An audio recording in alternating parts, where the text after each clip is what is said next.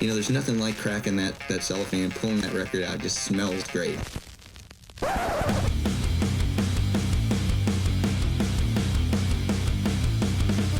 Welcome to BODS Mayhem Hour. Non-stop hardcore energy. I love the show, guys. You're awesome. Unlike any other. With your host, John the Bod, a.k.a. the Bod Father. Man, this stuff rocks. This is Jonathan LeVine of Cyclone Static, and you're listening to BODS Mayhem Hour. The views and opinions of the guests do not necessarily reflect the views and opinions of BODS Mayhem Hour, its staff, affiliates, or sponsors. Parental discretion is advised. Welcome to BODS Mayhem Hour. Hey everybody, welcome to BODS Mayhem Hour. I am your host, John the Bod, aka the Bod Father. And as always, I'm bringing you guys and gals awesome interviews. And today, it's going to be a good one. We've got Jersey City melodic punk band Cyclone Static, and they have released their new EP entitled Cave Pop Dance Songs for Primitive People on Mint 400 Records. And today I welcome Jonathan LeVine, drummer of Cyclone Static, and I hope I didn't butcher his last name. But Jonathan, welcome to the podcast, and how you doing, man? I'm good. It's good enough. We actually say LeVine, but LeVine is good enough too. I got to say, I streamed this last night, and this little 4-track that you got out's a banger. I'm not going to, lie or anything about it. It's a really good banger. Every song is a good one. There's not anything bad on this 4-track. So kudos to you guys right off the bat, man. Oh, thank you. Appreciate that. That's good news. First off, when you think back about this band and when it came together, what was your guys' realistic expectation, or did you have any at that time? Yeah, when this band came together, which was probably about 5 or 6 years ago, maybe, we didn't really, I had played in a band with James, the singer, guitar player, back in the 90s.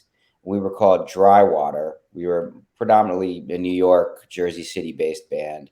And then we stopped playing and we fell out of touch. And then when we sort of started playing again, we just were kind of like hadn't played in a while and was kind of like, let's just see what happens with this. And we were just kind of getting together and kind of writing songs without any sort of rush to get out and play or anything like that.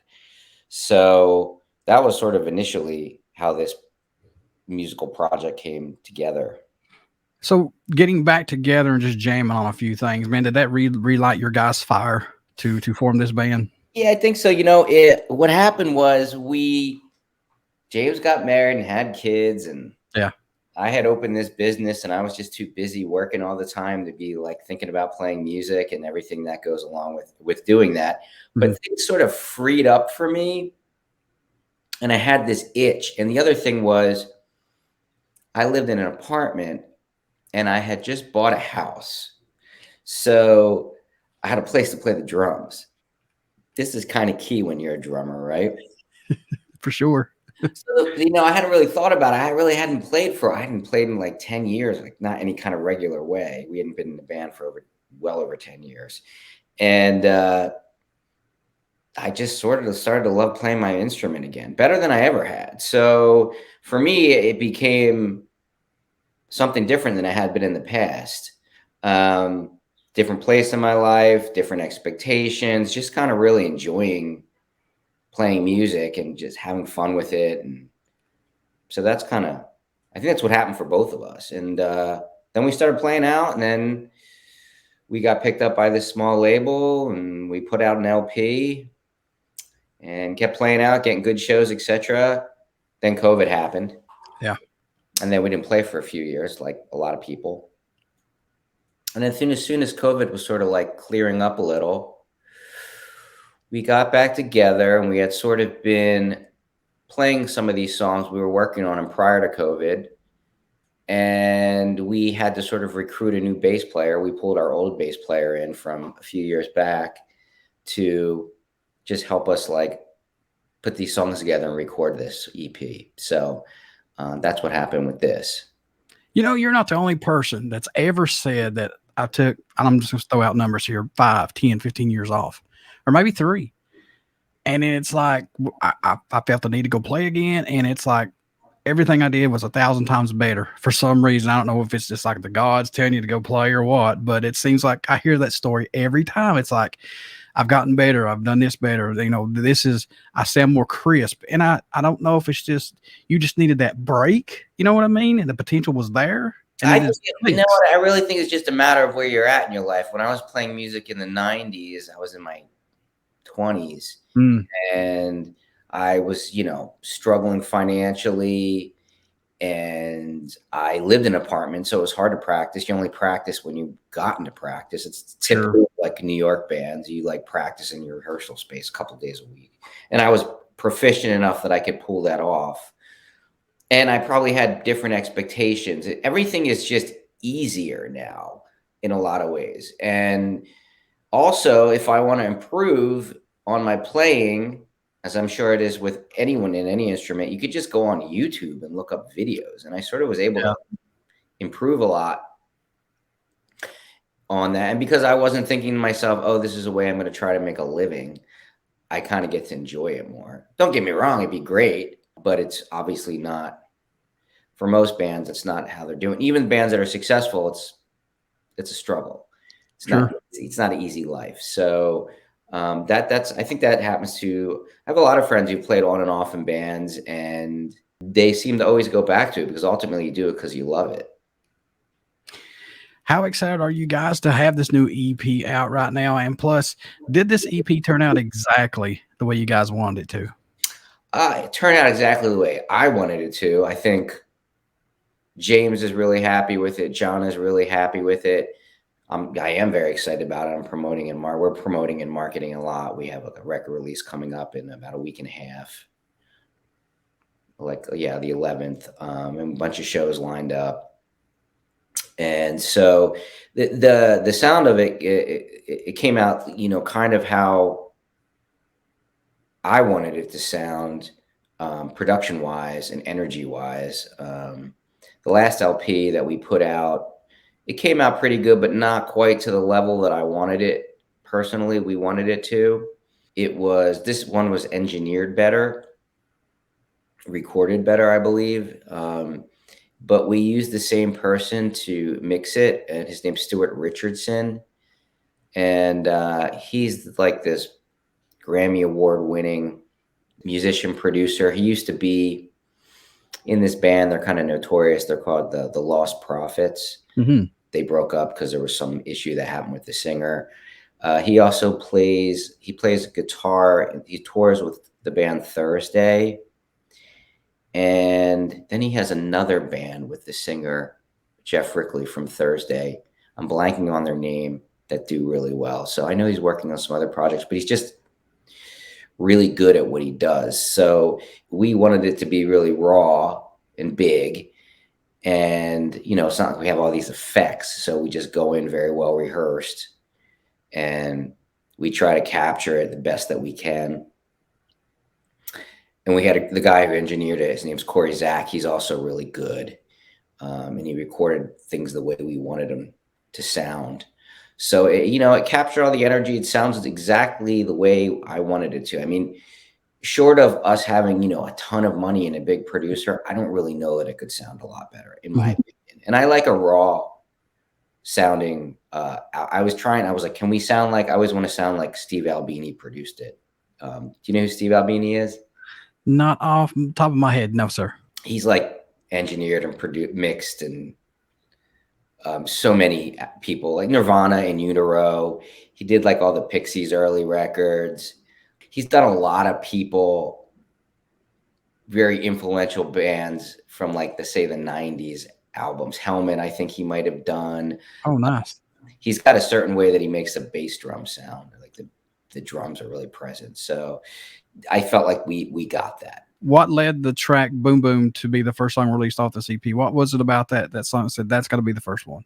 I think it's like the catchiest, I guess, and so if you're trying to get people's attention or you wanted to get them to listen, you got to give them the thing that's going to be the easiest for them to digest. I think it's short. It's a little over 2 minutes long. It's not very long. It's high energy. So we just felt like after asking our group of friends and circle, they were like, what's that? Everyone was like, well, most people were like, that should be the single. It's catchy, man. All these songs are on here are catchy. I mean, it's just not a letdown. It's not, oh, here comes another, a slow one, and it all picks right back up. It's good stuff. I like, and what I like about it is it reminds me of the old days of like the 90s punk stuff. I like, Rancid, all those guys. And you had, let's see, good Lord, Gob, if you can consider Gob a punk band, which I do. They're kind of in between, it's just, the rawness of it is good. And I think your other LP that you had out was it Crash? Was that the one? Oh, the other LP was From Scratch. Oh, From Scratch. That's right. Yeah. I listened to that last night, and man alive, that hit me hard. I was like, this is fucking good. This is really good. So yeah, you guys really impressed me, and I'm glad there's still like a punk band around that can still hold their own. And so yeah, I'm very, very pleased with all this stuff from you guys as well. Yeah, really appreciate that. Hopefully, we're just, again, these days, unless you're on a big label and you're touring all the time, it's a little bit more difficult to get in front of people. It is very, very hard, very hard. And everybody's doing it like a DIY. You got to do it yourself just about. You got to promote, you got to do everything. The producer now is Facebook and Twitter and Twitch and all these companies, are you going to put your stuff out there? And yeah, that's right. And that's basically what we do. I mean, we're on a label, so that's helpful. We're in probably one of the best areas in the country to be in a band. We're right outside of New York City, so we can basically play from Boston down to DC and out to like Pittsburgh. Like everything's 5 hours away. So there's no place in the country that's better to do that. So that's good, and but it's still, it's not easy being in a rock and roll band. So that's just the way it goes. What's the nucleus that keeps you moving right along, creating Cyclone Static's music, man? What's that drive, Jonathan? I think for us, that has a lot to do with, we just have a lot of fun doing it. And where there's growth in it, which keeps it engaging. And also me and James, the singer who writes, the majority of the material, are also very close friends. So, and we have been for, I don't know, over 20 something years, so that's pretty much it. We're having fun. We're inspired. We're growing, so there it is. And there's hope. Your hope that, there's going to be an audience for what you're doing, and, there'll be that appreciation for you as well. So here's the $1 million question, as I put it. You guys have been doing this for a long time with this band. I know you took a little hiatus because of life, and life gets in the way. But do you think that you guys are hitting your stride now with your music, or are you guys just still scratching that surface with that sound? I think we're pretty much where it's supposed to be, but that doesn't mean that, like I was kind of curious to see what the response was to these 4 songs. And from there, we sort of figure out where we would go, because there's sort of different ways we can go with our material. Yeah. So, I mean, it'll still be like the core of we're writing power pop songs with a certain punk kind of energy. But that doesn't mean that we can't incorporate other things into it. So that's not off the table. We're not like, this is it. It's never that. You don't want to, if you can, you want to have like your sound, but you're not trying to repeat yourself. So. Was there a track for the EP that totally ended up sounding different than what it was intended to? Was there one that kept changing or no? I wouldn't say that, because we're very, like, the way we record is that we work songs out in the studio, in a rehearsal. So as soon as we go in, they're going to be what they're going to be. But probably the song that went through the most changes and it probably has the most dynamics in it, and it's also probably the song that sounds the least like the rest of the songs, is the last song, which is Okay Now, It's Okay Now.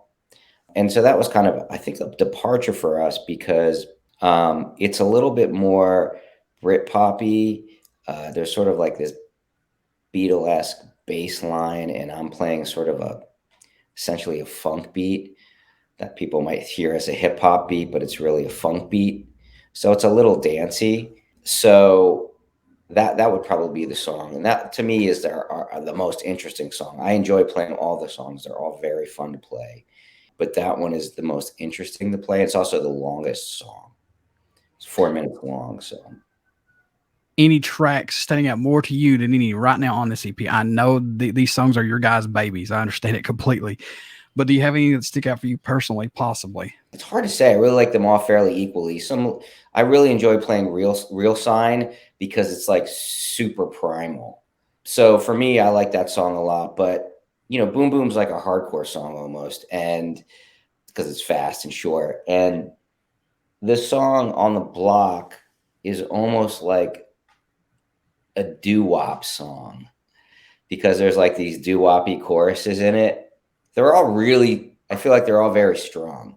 I don't feel, whereas the LP, there's a bunch of songs on there that just feel like fillers.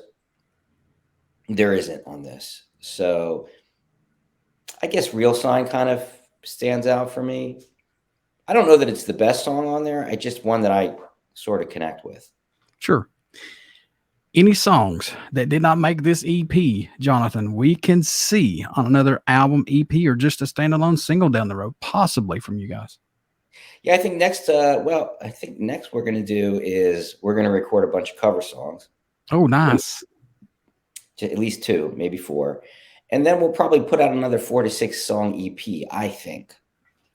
Okay. Can you give us a little teaser on the songs that you're going to cover? Maybe just one. That's a good question. We haven't decided yet. What we're trying to do is pick, I think, probably classic, like 70s and probably 70s songs from the 70s that haven't been covered in the way that we do them. And it might even be a song that's not a rock song. Okay. So it's just a matter, and that's always which one, because everyone does covers now. So, right. So you're kind of like, well, I want to pick a cover that's interesting and that we transform it in a way that people hear it in a different way. But a great song is a great song. So a great melody is a great melody, and it can be turned into any kind of style of music. So that's kind of what we're thinking. I want to see a punk band do House of the Rising Sun. I have wanted somebody to do that for years. I've seen other metal bands do it, and I'm just like, House of the Rising Sun. Okay. Yes, sir. I'll write it down. Because I want to see how it challenges them when that keyboard solo comes in, or the organ comes in. I'm like, I bet you that would be one badass song to cover for a punk band, and I guarantee it would. Sometimes you like listen to these songs and you go like, oh, what do you think about this? And because there's other instrumentation in it, and you're like, yeah, I don't know if we can pull that one off. That one's gonna be harder. Like, so that's the thing, because you want to take it. You're not trying to mimic it. Yeah. You're not trying to be a cover band. You're just trying to do your own version of it as if it was your song. So, we're just basically guitar, bass, and drums.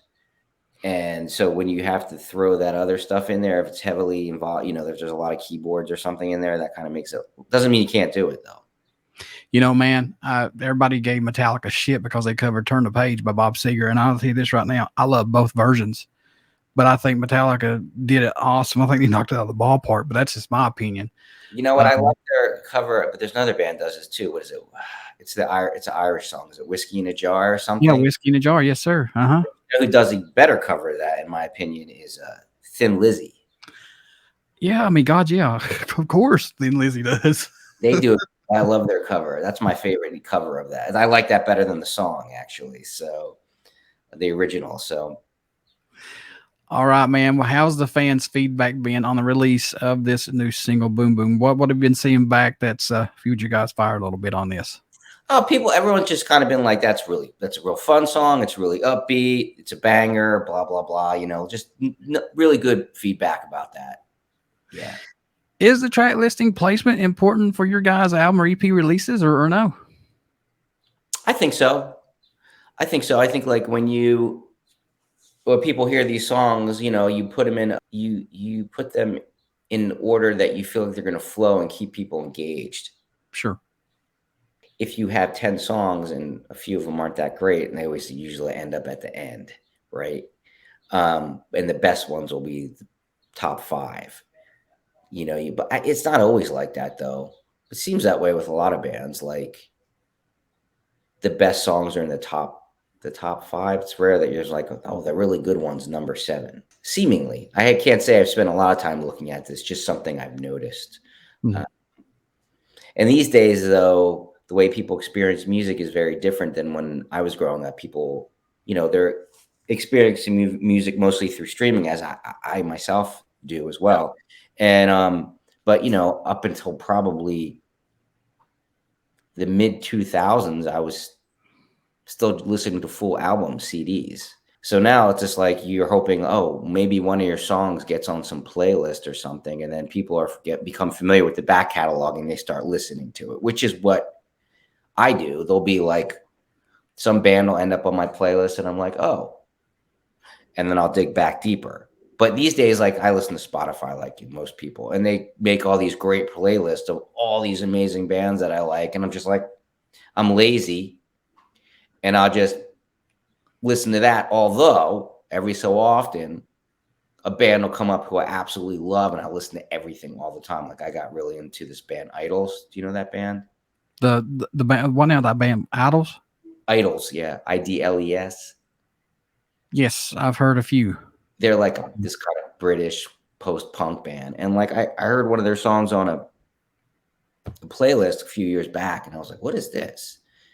And I started listening to more of it, and it just totally sucked me in. So like I'm enjoying everything they make, and so that's always nice when you have that experience too. But that's not how most people are having those experiences. I listen to Spotify quite a bit, man, and there's a lot of bands out there that I'm going, how's this band not signed? You know what I mean? It's like, how? I don't get it. Well, the industry's different, right? So that's very true. At the end of the day, the industry's different, and people are not so much into rock music as they used to be. Mm-hmm. And people don't even listen to the radio. So there's a lot of great music out there that isn't on a label, and it's hard to run a label. So, there it is. But right now, it's electronic music, pop music, whatever. Rock, it's not like you see a lot of new rock bands emerging that are getting popular. That's not what the kids are into hip hop and, Taylor Swift and like whatever, Yeah. That's out there. I can't say that I'm not completely ignorant to it, but it's not also something I follow too much. The only reason I know is because I hear the songs on Twitter. I mean, I'm not on Twitter, on TikTok or Instagram. Some reel comes up. I'm like, what's that song? And this earworm, you get an earworm. Yeah. And you're like, oh, like I heard all these Doja Cat songs. I'm like, who's this Doja Cat? Now I know who Doja Cat is, and I know some Doja Cat music because people kept doing these dance videos with their songs. But like rock music, unless you're really following it, you're not going to really be exposed to it so much. Do you feel this new EP had to come out swinging for the band after the pandemic and after everything that people's been through so far lately? Well, absolutely. I mean, well, I don't know so much that. I just like, I think for us, that level of energy is what we always want to bring to the table, because that's the kind of band we are. So, when we were recording this, I kept thinking of bands, and I'm not saying we sound like them, but there's a band I love called Rocket from the Crypt, who everything is like this high energy across always. Or this other band, The Bronx. It's a much heavier band, but always like bringing it. And that's kind of how I want us to be all the time. We're not like a band that does ballads. And even if the song's a little slow, it's got to be really heavy for like a pop song, power pop song. It's like, so that's kind of, no matter what, we always want it to sound like that. But yeah, you haven't been out for a while and you want to bring it, right? So no point in not. It's very true. Very true. Is it crucial to stay true to your roots of late 70s punk, mid 1980s hardcore, and early 90s alternative rock, but also being able to add that modern twist with your music? Yeah, I mean, we don't set out to sound like something. That's just what comes out. Mm-hmm. Although we're not going out our way to repeat. We don't want to sound like, we still want it to be fresh. Even though we may be like a revivalist type sounding band in a way, you're hoping that you can put a new fresh twist on it. And even if you can't, you hope the songs are they're so good that they're timeless. If that's possible, that's a big order to fill, but that's kind of what you're going for. I mean, because you got to just play what you play. We're not going out of our way to sound like anything. That's what naturally comes out of us. Is it a collaborative effort, or does one person usually take the lead for writing, Jonathan? How do y'all work that out? Typically, we sort of this collaborative process, but James will come in with a partial song, or maybe even occasionally almost a fully developed guitar line. Mm-hmm. But a lot of time, and we just jam on it and we work out the parts, and we usually take us about, a song could come together in like a couple practices, but it'll take about 3 months of regularly playing it to sort of really get it where it's supposed to be, where you can work out to make it feel like it's complete. Like, yeah, that's it. That whole idea is finished. There's nothing more for us to do with this. And, sort of like really focus on the fine details, dynamics, and just little parts and things that might not seem like anything to anyone, but to us, they do. And a lot of times as we just go in and we jam, I might start, like, one of the ways we start is I just start playing a beat and James writes on top of that. And then, as we're playing, he creates vocalizations, whoever else, with John, who was playing on all this, he also will create vocalizations, maybe make sounds, and then eventually these will become words. So it's kind of an organic process. And as we play it, we create the dynamic. And the dynamic is just what happens naturally between us. We sort of have like a loud, quiet thing. And I think that's something we intuitively do while we're playing. But it requires us to just play it a while and sort of find it. Does an EP suit Cyclone Static better than an album at this time? I think so. I have this conversation with somebody else, and that is, basically it's people want you to be constantly putting out content and music, and it's easier to put out 4 songs or 6 songs than it is to make 10 great songs. And you release, and it's not, again, people are not consuming full albums. Yeah. They're consuming songs, a couple songs maybe. So there's no point in, doing that unless you really are in a point in your career where that's called for. I mean, you even see big bands just like put a single out here and there, like randomly, whereas they wouldn't do that before. So it's, you are releasing music in a different way because the platform for people to consume music has changed.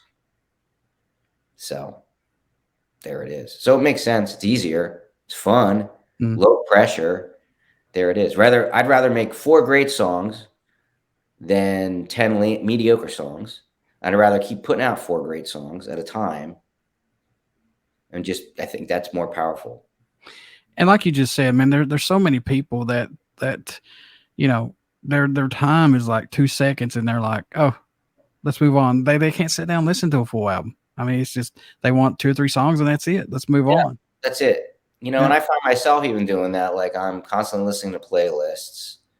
I'll be listening to it in my car, and I got like a little button on my steering wheel. I'm like, I don't want to hear that one. Let me get to the next one. And there might be a couple by that band, or I'll be listening to their whole EP, and I'm like, I don't want to hear that song. I want to hear the next one.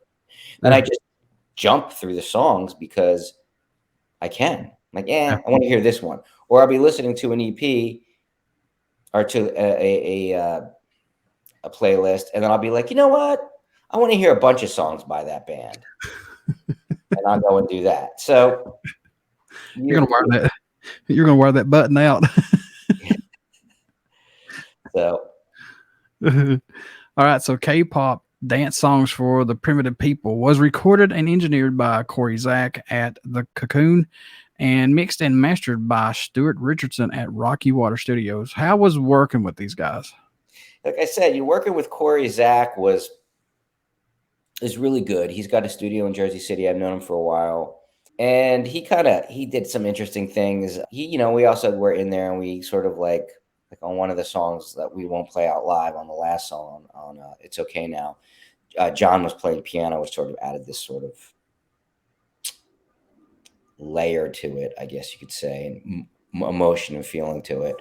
But he had it's like funny thing. It's like a small recording studio, really nice, well set up, but it'll have like a mic in the bathroom and then like a mic down the stairs. And I told him what I wanted it to sound like, and he did it. In these terms, for me, I can't really speak for the other guys, but for me, I'm like, I want a big, very present drum sound, a big bass drum sound. So he was really easy to work with, quick, got it, made some great suggestions, experimented with some stuff. And then Stuart Richardson, who I mentioned, that guy is like, our first LP was recorded like kind of lo-fi, and it just was not what we wanted. And it wasn't punchy enough. And I was kind of like, yeah, this isn't going to cut it. And I basically had reached out to the singer Thursday. His name, he's a friend of mine, Jeff Rickley. And I was like, what do you think? What can I do with this? Because we didn't have time to go back in the studio and re-record. He's like, I know this guy, plays in the band with me. He's like the horse whisperer, like he'll fix anything. And he took this album and he made it really exceptional. The issues I had with it, the first LP are pretty minimal, but enough that it bothers me. But I knew that when I came back with him, I could say, can you make it sound like this? Can you make it sound like that? And he can. And I'm like, and I could ask him, what do you think? Should we pull this out? Should we make that more present? And he's really familiar with the style of music we're going with and the sort of references that I gave him. So he fully knew. So he's amazing to work with. That guy's the best. If we lived in Florida, because that's where he's based, we would have, engineered it with him, but that's not the case.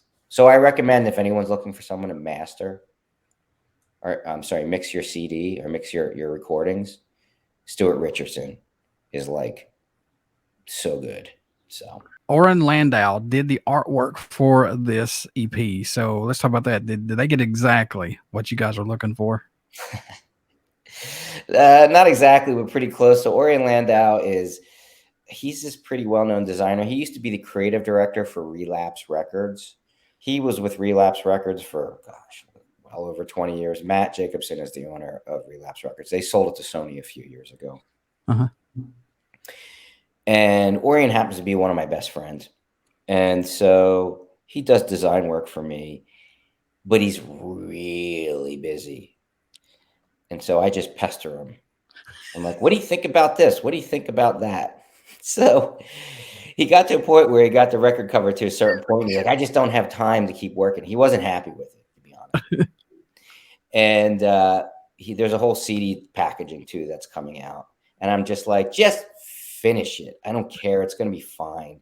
He's like, this was really supposed to be made for vinyl and not for CD. Who buys CDs anymore? And I was like, well, I got to have something. I got to make something physical right now. Yeah. But no, it came out pretty good. It came out, I mean, I'm pretty open, and like you bring something to someone, and he did the last cover as well. And you bring something to someone, and they're super busy, and they're your buddies, and they're doing it for free, and you're just like, just make something cool. And that like makes people go like, what's that? And so I kind of think he achieved that, and it's supposed to be funny. It's a funny name. It's a funny name for the EP. The idea was to get people just to kind of pay attention, because maybe they wouldn't. It's like, what's that? I think maybe it looks like a little bit like a metal album because there's a caveman on it. I don't know. But it's supposed to be throwback, kind of retro album. Everyone's like, well, it kind of reminds me. It's just funny. And so, I love album art, and I'm an art dealer. That's what I do. I work with visual artists. So I'm happy with it. And that's kind of what happened. Unless you're paying someone and you're paying someone really good, you get what you get. Yeah. The old saying is you get what you paid for. That's right. But I'm really happy with it. I think it's hilarious. So we're going to focus on you for just a little bit on your tastes here. So if you could write an album equivalent to your favorite band's album, which album would that be? That's a good one. I don't even know if I can answer that one. It wouldn't be that different than what we're doing, except maybe be heavier. Maybe it would be more rock. Maybe, I don't know. I mean, the thing is, I like pop music, but I love really heavy stuff. But I think ultimately, whatever band if someone's like, you have to be in a band, you have to play one style of music. It's going to be like melodic. It's going to be like this in some capacity. Maybe not exactly this. It's going to be pop. It's going to have a pop sensibility. It's going to be good songwriting, catchy in some way, and heavy. What's been your most memorable show that the band has been a part of that you still can't believe that you've been a part of? I don't know if there's anything like that grandiose. We opened up for a lot of good bands. We opened up for the Dead Boys, which is kind of cool. We opened up for Scream. Scream is this old DC hardcore band that Dave Grohl used to play drums in, who I used to love when I was a teenager. We opened up for this younger band, younger than us, but they're called Piebald. We played with them at a very large Williamsburg Music Hall. It was pretty great. It's like a big rock star type experience. Maybe I'm forgetting some. Sometimes the smaller shows are more fun than the big ones. Oh yeah. Sometimes those smaller shows are more intimate, man. Yeah, you just and people are just more responsive or whatever. Yeah. So yeah. I can't say that there was like this. We've had this. When I used to play in Drywater back in the 90s, we opened up for the Damned. That was at this place called Coney Island High. That was pretty memorable. That's one of the things like, oh yeah, I remember. They were sold out. They hadn't been playing for years. It was like, that was kind of cool. So if you could be a member in an iconic band and play one of their legendary shows, which band would it be and what show would it be possibly? Gosh, again. So there, so many choices. I don't know, Nirvana, right? Okay. Who wouldn't want to be the drummer in Nirvana? Probably I love this band Fugazi. Ooh, good one. But I could never play as well as Brendan Canty, the drummer. I love Cheap Trick. Another good one. I mean, you could be like the Beatles. John Bonham, of course, a Zeppelin, but who can play like that? Let me think. A younger band that I really love that I like the drummer is amazing is they broke up and got back together is The Refused. I don't know if you know that band. There's a few. All right, Jonathan, how can folks stay in touch with Cyclone Static? Pick up this EP, everything under the name of Cyclone Static, all that. How can you do that, good sir? Oh, well, you can find us on Facebook. You can find us on all streaming services. You can find us on Instagram as well as TikTok. Facebook, Instagram, TikTok, Bandcamp, Spotify, everything. It's real easy to find us. You just Google us and we'll be there waiting. I'll have all these links in the description when this interview posts. So that way nobody can say, I don't know where to go find it because it's in the description and there's the links to them. So it's that simple, folks. All right, Jonathan, before I let you go, would you care to do a promo for my show, sir? Sure. This is Jonathan LeVine of Cyclone Static, and you're listening to BODS Mayhem Hour. Everybody stick around. We got some great stuff coming up, and you only hear these interviews right here on BODS Mayhem Hour. Please get out and check out our Facebook page as our podcast link and our YouTube link, and please subscribe to that YouTube link because if you like what I'm doing, I have a lot more stuff coming up for you guys and gals, and I hope you guys really like it. And please check out Cyclone Static. Give this band a fair shot. Pick up this new EP. that's going to come out called K-pop Dance Songs for the Primitive People, and listen to it. It's got some good stuff on it. So, Jonathan, I wish you guys nothing but the best of luck, and thank you for doing the interview, man. I appreciate it.